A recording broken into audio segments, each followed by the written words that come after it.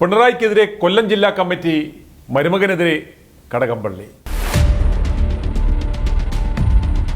പഞ്ചപുച്ഛമടക്കി നിന്ന ജില്ലാ കമ്മിറ്റികളും മന്ത്രിമാരും പിണറായിക്കും സൂപ്പർ സിഎം കളിക്കുന്ന മരുമകനെതിരെയും തിരിഞ്ഞു തുടങ്ങി. മുഖ്യമന്ത്രി ആഭ്യന്തര വകുപ്പ് ഒഴിയണമെന്നും മന്ത്രിസഭ പുനഃസംഘടിപ്പിക്കണമെന്നും കഴിഞ്ഞ ദിവസം ചേർന്ന CPM കൊല്ലം ജില്ലാ കമ്മിറ്റി യോഗം ആവശ്യപ്പെട്ടു.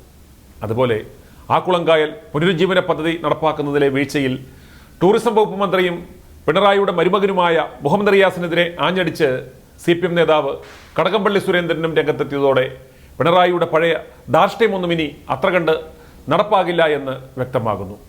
കോടികൾ വകയിരുത്തിയ ആക്കുളം പദ്ധതി നിക്ഷിപ്ത താൽപ്പര്യങ്ങൾക്ക് വേണ്ടി ടൂറിസം വകുപ്പ് അട്ടിമറിച്ചെന്നാണ് കടകംപള്ളിയുടെ വിമർശനം. പൊതുമരാമത്ത് ടൂറിസം മന്ത്രി മുഹമ്മദ് റിയാസ് നിയമസഭയ്ക്ക് നൽകിയ ഉറപ്പ് പോലും പാലിക്കപ്പെട്ടില്ലെന്നാണ് കടകംപള്ളിയുടെ ആരോപണം. അതുപോലെ ഒന്നാം പിണറായി സർക്കാരിലെ മന്ത്രിമാരെ രണ്ടാമത്തെ ടേമിൽ മന്ത്രിയാക്കേണ്ടെന്ന് തീരുമാനിച്ചതിനു പിന്നിൽ മുഖ്യമന്ത്രിക്ക് രഹസ്യ അജണ്ട ഉണ്ടായിരുന്നുവെന്നും ആരോപണം ഉയരുന്നു. 2 തവണയിൽ കൂടുതൽ മത്സരിക്കേണ്ടെന്ന തീരുമാനം നിഗൂഢമാണ്.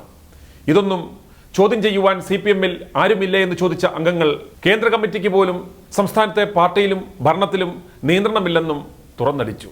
പാർട്ടിയും ഭരണവും കണ്ണൂർ ലോബി പിടിച്ചെടുത്തുവെന്ന വിമർശനവും കൊല്ലം ജില്ലാ കമ്മിറ്റിയിൽ ഉയർന്നു.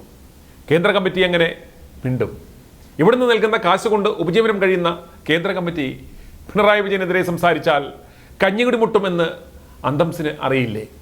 മുഖ്യമന്ത്രിയും പാർട്ടി സെക്രട്ടറിയും LDF കൺവീനറും മുഖ്യമന്ത്രിയുടെ പൊളിറ്റിക്കൽ സെക്രട്ടറിയും വിവിധ മന്ത്രിമാരുടെ പ്രൈവറ്റ് സെക്രട്ടറിമാരുമെല്ലാം കണ്ണൂരിൽ നിന്നാണ്.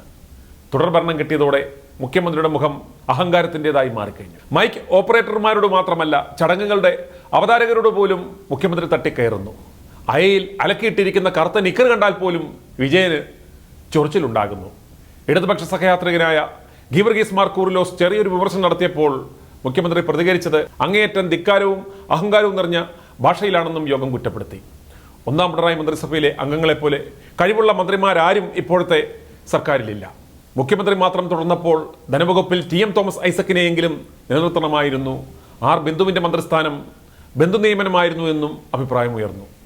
ലോക്നാഥ് ബെഹ്റയെ പോലെയുള്ള കളങ്കിതരായ ഉദ്യോഗസ്ഥരെ പെൻഷൻ പറ്റിയിട്ടും പിടിച്ചു നിർത്തുന്നത് ആരുടെ താല്പര്യമാണ്? സംസ്ഥാന secretary MV Govindan, EP Jayarajan തുടങ്ങിയവർക്കെതിരെയും മുകേഷിന്റെ സ്ഥാനാർത്ഥിത്വത്തിന് എതിരെയും ജില്ലാ കമ്മിറ്റിയിൽ രൂക്ഷ വിമർശനം ഉയർന്നു.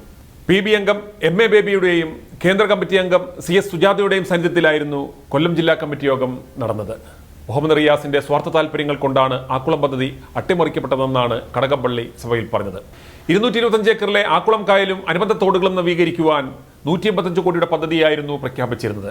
പ്രഖ്യാപനം കഴിഞ്ഞ് പല കടമ്പകൾ പിന്നിട്ട് 96.13 കോടി രൂപയ്ക്ക് ആദ്യഘട്ട പണി തീർക്കുവാൻ കരാറുകാരനും എത്തി. പക്ഷേ കരാറിൽ ഒപ്പിട്ട് തുടർ നടപടികൾ ഉറപ്പാക്കുവാൻ നടത്തിപ്പ് ഏജൻസിയായ വാപ്കോസോ ടൂറിസം വകുപ്പോ ഇതുവരെ തയ്യാറായിട്ടില്ലെന്നാണ് സ്ഥലം MLA കൂടിയായ കടകംപള്ളി സുരേന്ദ്രന്റെ വിമർശനം.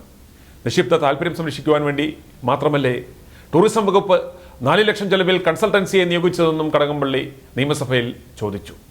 പണം അനുവദിച്ച കിഫ്ബിയുടെ ടെക്നിക്കൽ കമ്മിറ്റി പരിശോധനയ്ക്ക് ശേഷം തുടർ നടപടി ഉണ്ടാകുമെന്നല്ലാതെ മന്ത്രി മുഹമ്മദ് റിയാസിന് സഭയിൽ അധികമൊന്നും ഈ വിഷയത്തിൽ പറയുവാനുണ്ടായിരുന്നില്ല.